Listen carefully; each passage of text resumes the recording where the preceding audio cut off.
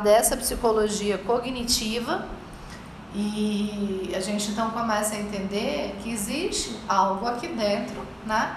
Que a gente vai chamar de cognições. O que são as cognições? Memória, pensamento, funções executivas. Então a gente começa a entender que isso aqui, né? As operações que ocorrem aqui dentro também faz com que a gente se comporte.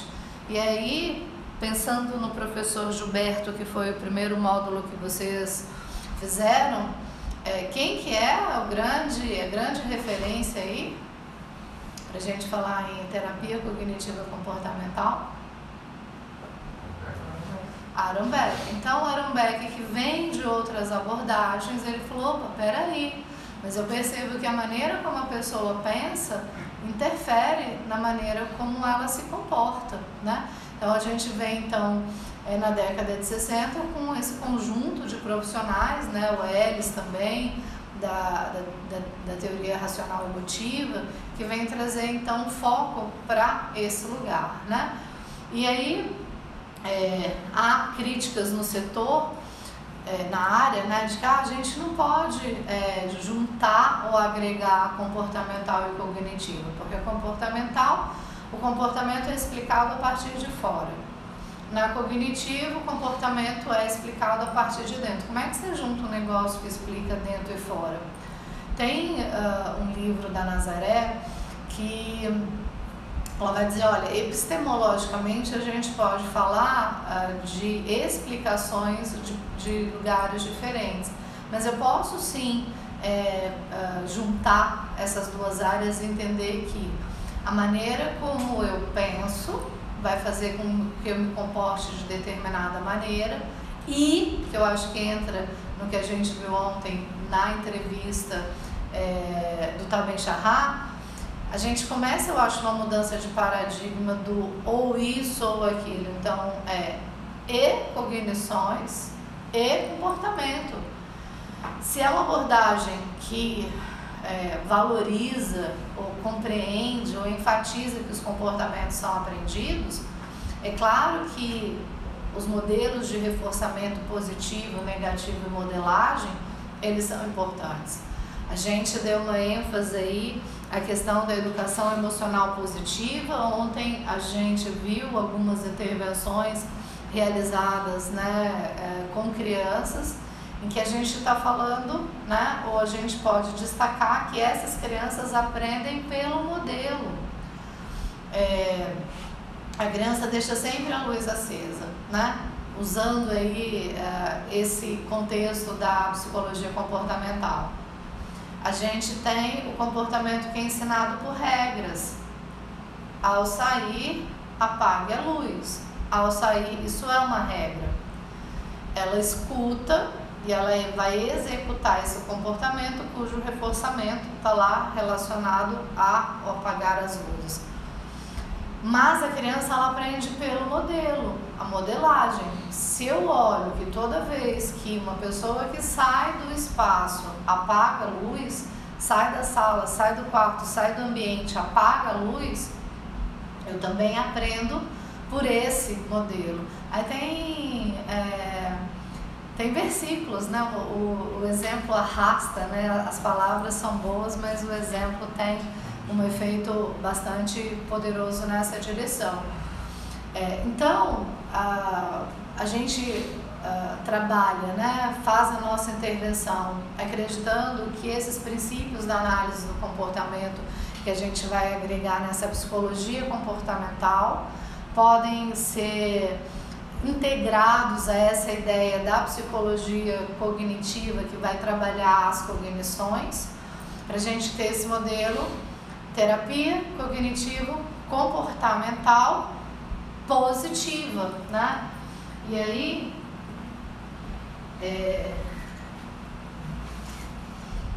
compartilhei com vocês, né, que conheci a psicologia positiva em 2009, 2008, 2010 no meu doutorado.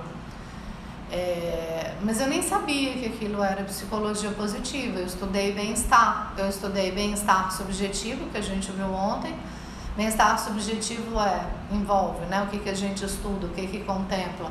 Satisfação com a vida, equilíbrio entre afetos positivos e afetos negativos, né? Isso é bem-estar subjetivo. Também estudei bem-estar psicológico, que envolve controle do ambiente, autonomia, crescimento pessoal. E naquele momento eu nem tinha clareza, né, de que eu já estava iniciando, né, os meus estudos e a minha investigação em psicologia positiva. Então, na experiência clínica, o lugar onde me sinto confortável, onde entendo, onde sei atuar é na terapia cognitiva comportamental.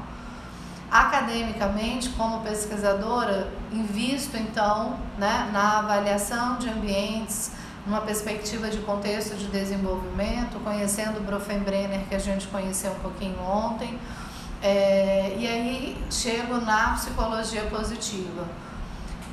E aí eu falei, olha que interessante, eu trabalho na clínica com esse modelo médico, entre aspas, focado no sintoma e no tratamento, mas além disso, se a gente pensar numa perspectiva do desenvolvimento, se a gente pensar numa perspectiva do bem-estar, eu tenho esse modelo teórico, eu tenho esse movimento chamado psicologia positiva, que vai trazer ênfase, vai enfatizar, vai dar luz às nossas forças e às nossas virtudes. Que interessante isso aí.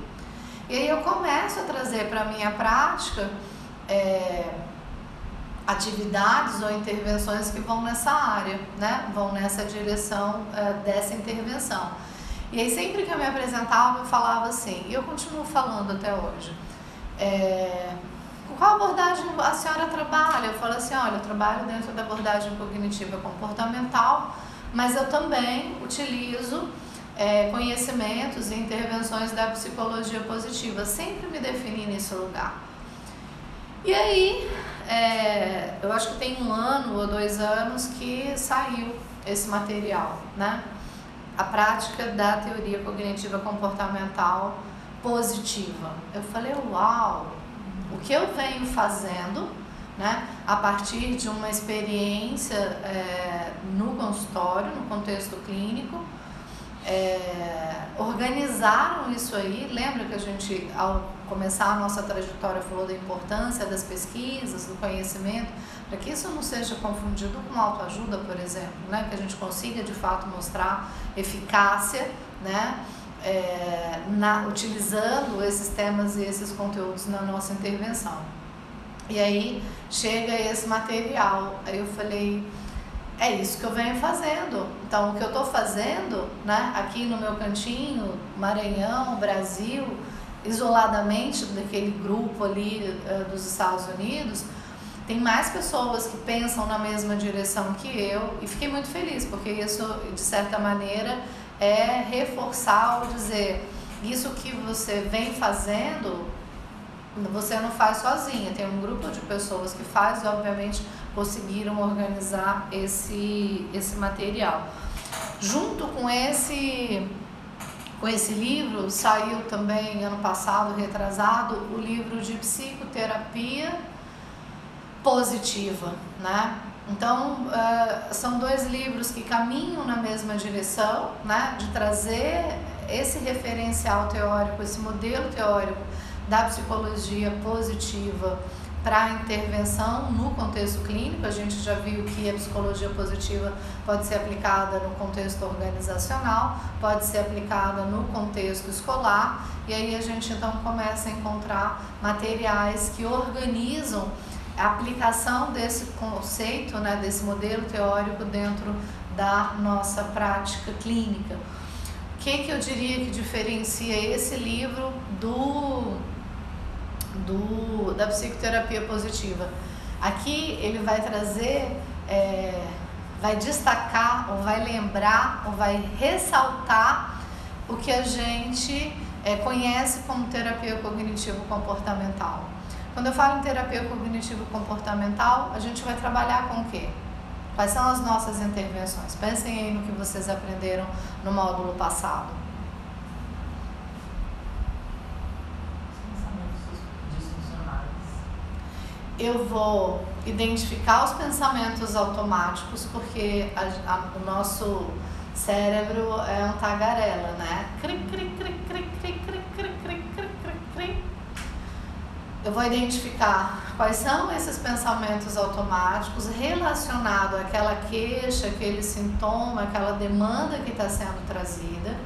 Através da identificação desses pensamentos automáticos, eu quero chegar quais são as crenças e quais são os esquemas que estão presentes ali, relacionados à rejeição, relacionados ao abandono, relacionados à traição, com que faz que eu acredite nisso e me comporte de uma determinada maneira, certo?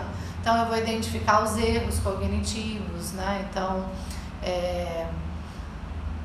sempre acontece isso comigo, toda vez, tudo. Então a gente tem algumas distorções cognitivas, vamos entendendo essas distorções cognitivas e vamos junto, alinhadamente com o nosso cliente, a gente vai fazendo a modificação desses pensamentos automáticos para a mudança dessas crenças e para a mudança desses esquemas, não é isso?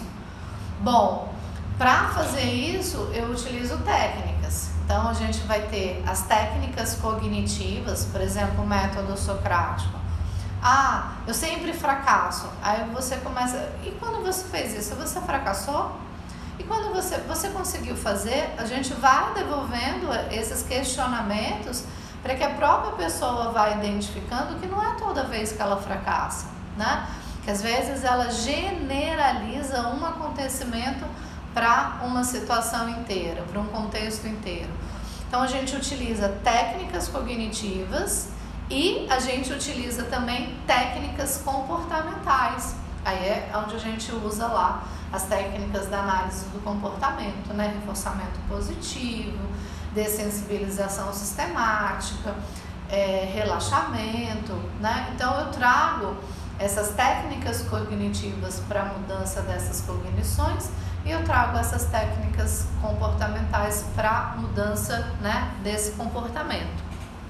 Bom, esse livro então, ele vai